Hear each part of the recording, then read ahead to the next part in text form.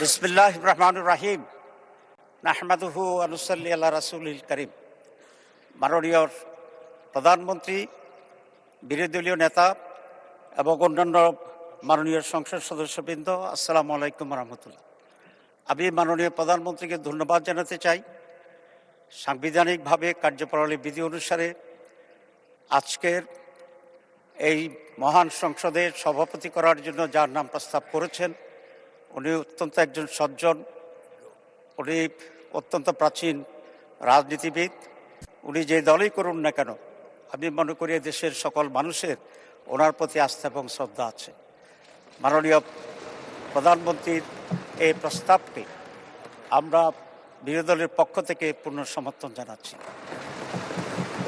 তবে এটা আরও খুব ভালো হতো যদি মাননীয় প্রধানমন্ত্রী বা তার প্রতিনিধি এই বিষয়ে বিরোধী দলের সাথে একটু আলোচনা করতেন। আমরা অবশ্যই তখনও এটাকে গ্রহণ করতাম অত্যন্ত আনন্দের চিত্তে। তো আমি আশা করি আগামীতে এই ধরনের যে সমস্ত বিষয় আসবে আলোচনা করা সম্ভব। তো সরকারি দল বিরোধী দলের সাথে আলোচনা করলে পূর্বান্নেই এটার পরিবেশটি আরও উন্নত হয়। তা আমি সেই আশাবাদ ব্যক্ত করে এবং এই সিদ্ধান্তের প্রতি আমি আবারও প্রশংসা করে এবং মাননীয় সভাপতি, ওনার বাড়ি কুমিল্লা, আমার বাড়িও বোধহয় তার কাছাকাছি, সেই জন্য I have an special affiliation owner সাথে আছে।